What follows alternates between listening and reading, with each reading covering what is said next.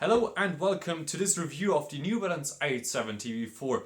There it is, it was just released a couple of weeks ago. Now I already got the opportunity to run about 150k in it. So I got a pretty good feeling for what it is and what it can do and what it can't. And that's what I'm going to tell you today. We're going to be firstly looking at the sole, the entire, outsole, midsole and so on. Then we're going to be looking at the upper, whether it can support what the sole provides as a basis, and then we're going to be looking at what they could improve and if I would actually recommend you to buy it. Now, first off, this is not a neutrally cushioned shoe. It has pronation support right here. You can see it down here below the arch of your foot. Is a bit of a denser kind of foam. There's the bright green bit here, and this continues right here towards really the center of your arch too, so that it's a bit more of a consistent feeling, not as it is with the 1500 by New Balance, that you just have a stiff plate on the outside. So it's a bit more, gradual, but not like you say maybe for example with the Adrenaline by Brooks. So it's kind of consistent, but not super consistent.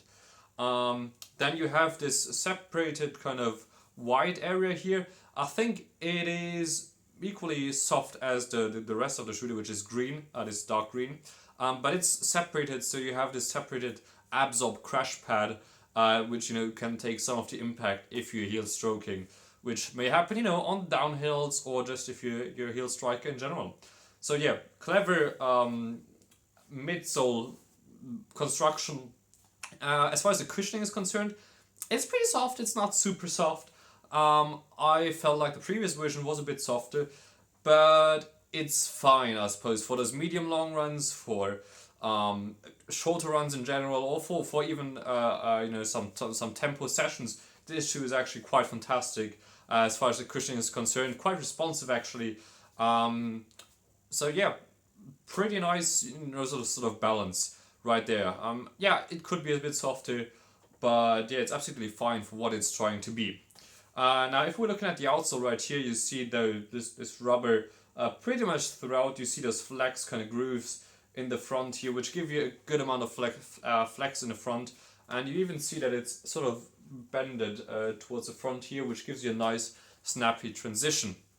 You also see here that the black area is supposed to be, I think, somewhat more durable rubber, where you have this high wear area in the heel. Those pods are so large you don't really notice that there are pods. The grip is fantastic even in the wet. I didn't have any problems with it, and I like that they only use it in those areas where it was needed. So yeah, good outsole too. One thing I have to note is that it's not quite as flexible as the previous version, just because those outsole pods are much larger than the ones in the previous version, which were quite small. But yeah, works fine. Good midsole. Now let's continue midsole and outsole. Insole also fine, no issues with that. Let's continue with the upper. It is pretty much a no sew, no seam kind of upper, as we're pretty much used to today, which is pretty much standard for all running shoes. What I liked about it was especially the toe area, wide enough, didn't constrain me, and it was also quite high, so that the toe box wasn't too flat, so my toes had room to play in there. You have also this sort of toe protection kind of guard out here if you're in the forest, may happen. So yeah, that's a good thing, but it has seams. Didn't notice them though. I didn't get any blisters. And also an interesting thing is that they don't have any overlays here in the front and the top of your toes.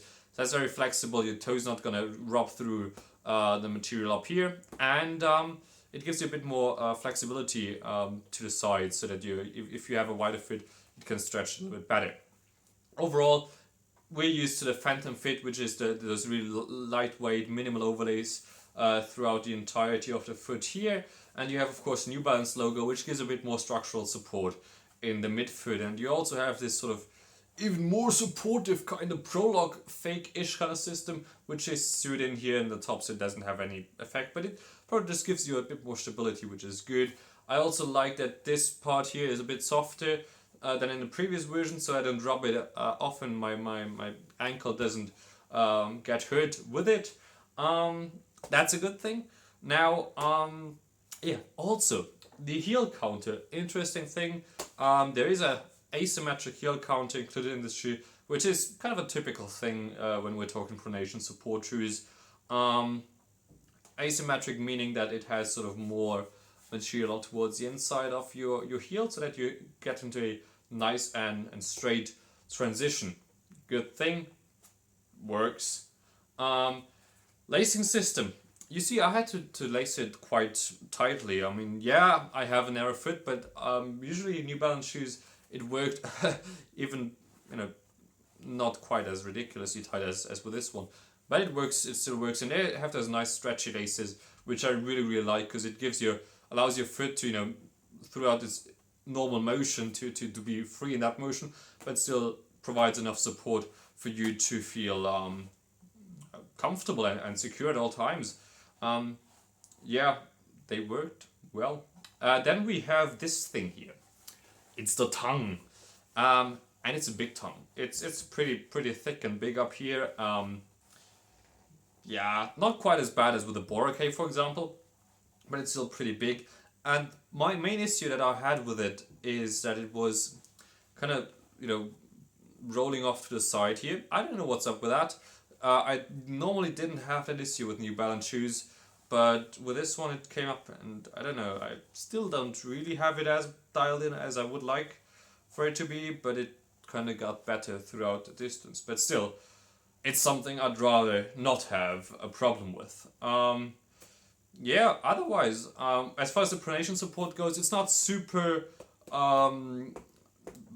supportive like, say, a 1260, 860 or anything like that, but it's definitely enough for you to feel like you're transitioning straight or going into a straight transition and not breaking all the way to the inside with your pronation, which is something that I enjoyed. I'm a pretty lightweight runner, so that kind of helps with that too. But yeah, it's absolutely fine and works pretty well for me. Is there anything I forgot? I don't think so. Now, for whom is this? As I said, dynamic outsole, 8mm drop, pretty lightweight with just under 10 ounces, US size 9. I think it's 264 grams, roughly. Pretty lightweight, and I really enjoyed it as pretty much my daily training shoe now. As I'm running on some forest tracks that are a bit more rough, so the Kinvara can't really keep up with it anymore. So yeah, this shoe, I'm running a lot with it and I'm really enjoying it. Decent cushioning, nice upper, which gives my toes room to breathe, and I feel really comfortable in it. And yeah, I think it's a good one. I can recommend it even more so than the previous version. Now, did you have any experiences with it? Do you have any thoughts on it? I'd like to talk to you or chat with you in the comments. Yeah, let's go enjoy your shoes, enjoy running, and see you another time. Bye.